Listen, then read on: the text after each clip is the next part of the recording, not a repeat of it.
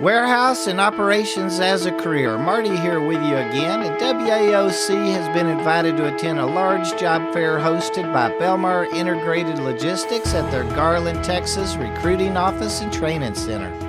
We're all set up in the training center where they actually do the training and instruct their 29 CFR 1910.178 certifications and the OSHA 10-hour and 30-hour classes, and several other safety programs as well. Belmar is truly committed to safety and training of their associates. I can tell you that they're all set up to put us to work here today. I'm hearing they have about 55 positions to fill, and there's recruiters interviewing for every one of them. Now, please forgive my voice today. I guess I'm coming down with something, but I just couldn't miss the good time that we're going to have here today. Maybe one of those donuts over there would help me out. What do you think? They've got all the doors open wide, the music's playing, we got balloons for the little ones, and a whole table of pastries over there up against the wall. You know, I think job fairs can be our quickest ticket to a position, really. I mean, when any agency or company puts on a job fair, we know they have positions with an immediate start date available to us.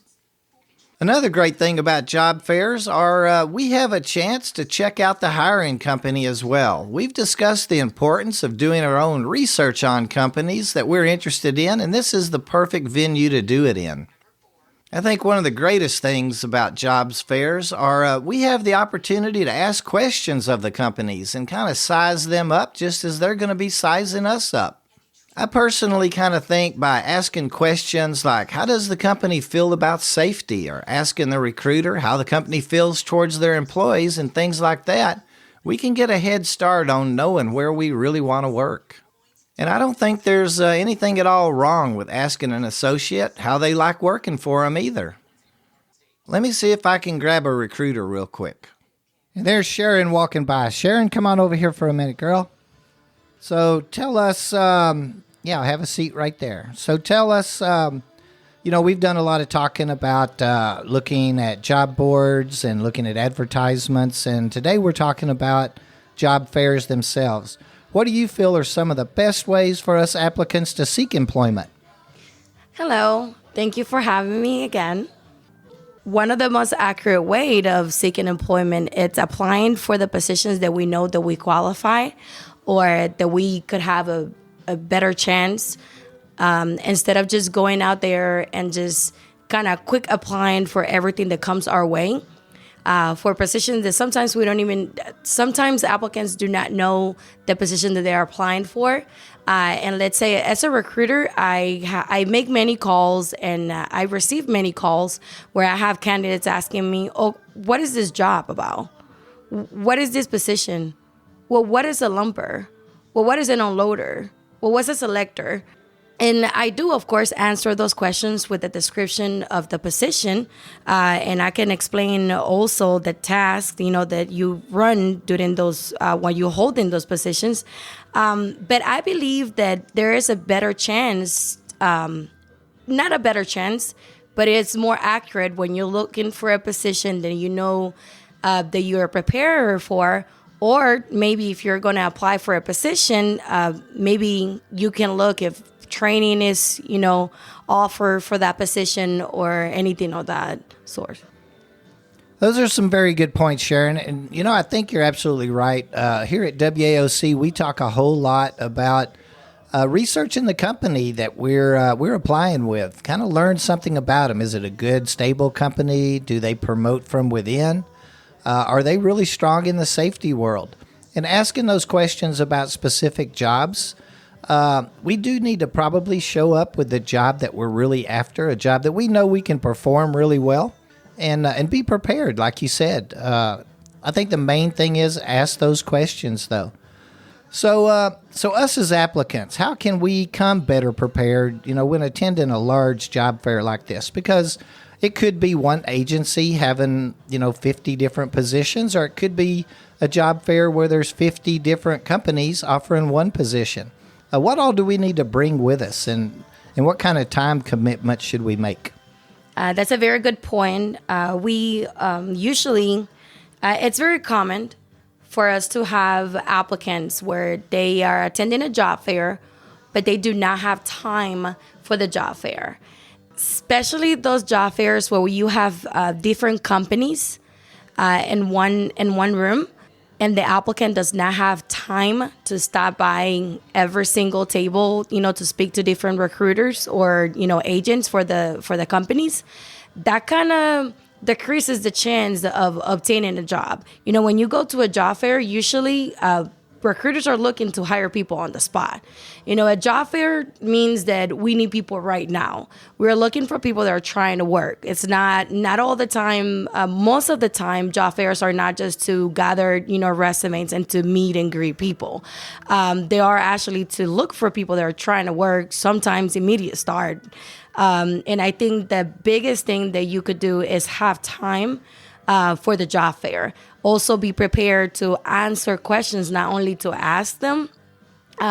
Whenever you go to a job fair, you should be prepared to kind of listen to what they have to say instead of just, listening to reply. And of course, have a very good resume, because sometimes they are gathering, resumes, so, to give you a call back. And if there's many people at the job fair, you might not get an interview right at that moment, but you might want to be prepared. Ooh, that's a very good point. I think it's very important that we bring our resume with us, that we bring our work history, our addresses, phone numbers, people to verify our employment, to where the company can call them. Our W-4 information, I think that's very important. We need to be sure we bring that with us also. Well, it looks like you got a couple of people filling out applications. Real quick, could you give us a do not thing to do when we're at a job fair? What should we just not do or try to stay away from, Sharon? You should try, when it comes to your resume, you should try to make sure that your resume doesn't have nothing scratched out. Make sure you do not have a resume that is not updated. And also, a very important point for a job fair, you want to make sure you give a good impression to this person. Since they're meeting so many people, you want to make sure you give a good impression. Maybe go to a job fair work ready, meaning you're dressed like you're going to work. That would be the best advice. Sharon, thank you very much for taking a minute. You need to get back over there and put some of us to work, though. You got a whole line of people ready to go to work. We appreciate it, and we'll touch base with you a little bit later, girl. Thank you so much for having me back. A little while ago, while I was out mingling and visiting and networking a bit, I had the opportunity to meet several job applicants and quite a few individuals that just kind of wandered in to see what was going on. It's always so cool for me to talk with everyone, kind of hear their stories, and to try to connect them with the people that can help them in their job searches. At a job fair, I always see applicants that are really prepared. They've showed up with resumes or job histories in their hand. They've got all the addresses and the contact phone numbers, for people and places that they've worked before. And any beneficiary or dependents' names, all the information with them, and really ready to fill out their hiring documents.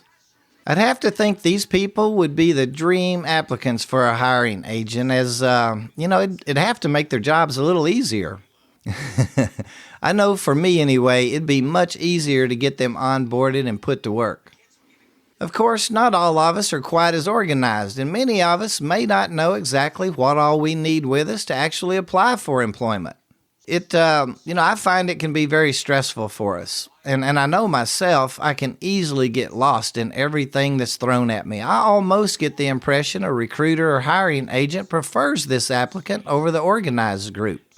I probably think that way because, they end up spending more time with us. They probably can learn much more about us as they're helping turn all our work histories into summaries and learn much more about our skills, what we feel we're good at, and they probably pull more of our weaknesses out of us as well. Recruiters really need those people skills, and I guess they really enjoy helping us or others. I've honestly never seen one get too frustrated with an applicant that's truly doing their best to get a job. We've talked in previous episodes how important it is to be prepared for the questions and information that'll be needed for our job interviews. If you missed episodes 4 and 5, the resume and the interview, or maybe episode 42, I think it was titled Job Fair and Ready to Start, and I think our episode 74, Social Media as a Job Search Resource, could be worth a listen. We talked about what our future employers are needing from us and what they're looking for in an applicant. Check them out if you have a few moments. I kind of veered off topic again. Anyway, while visiting, I met a gentleman that had just moved to Garland from another town that's about 50 miles away. He's gotten settled all in, got the house set up, and was just starting the job search process, I guess. Anyway, he had just seen the balloons and heard the music and stopped in to see what all was going on in here.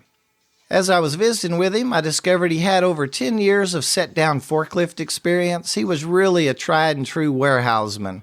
I really enjoyed talking with him. He definitely had the experience to walk away with a job today, as there was 2 different temp-to-perm positions to be filled on the spot, basically. Now, when he was approached by a recruiter, he stated that he'd be back on Saturday to fill out an application. Please, as job applicants, don't do that. I believe as job seekers, we have to fill out any and every application any time that we're presented with the opportunity. Now, I know we're all busy. He had no plans on filling out applications today, and his time may have been a bit tight, but opportunity was knocking. He hadn't planned on it, but it was knocking, and I feel we have to answer that door when it does present itself. Another young man had just stopped in also. He filled out an application. A funny thing about his motivation, he spent like 30 minutes looking up previous jobs' addresses and contact numbers on his phone for the application. He got interviewed right there on the spot and got a great job for his efforts. He'll start in 2 days.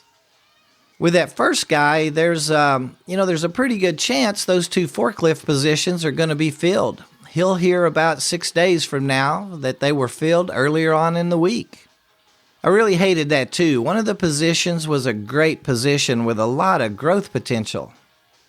Now, he honestly could have had, something to do and just didn't have time to fill anything out today, but I think he should have given his contact info to the recruiter and asked if something could be set up sooner than 6 days.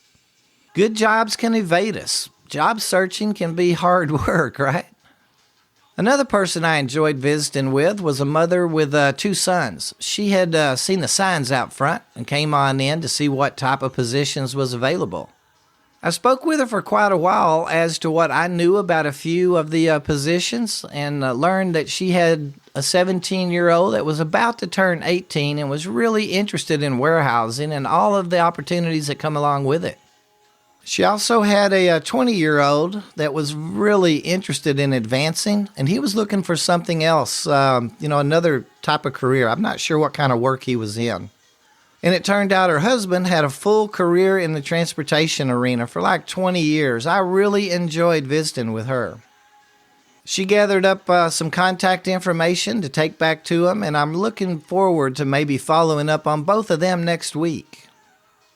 Like Sharon shared with us earlier, when we're looking for a job, we need to do a little research on the position that we're applying for. We probably should make sure that we're qualified for the job and have the work history to, really be an asset to the company. We'll be investing a lot of our own time filling out applications and being interviewed, so it only makes sense that we try and not waste our day applying for a position in the hopes that somehow we'll be placed. I feel job searching is really a full-time gig. So, I think that we should target, really drill down to our best prospects.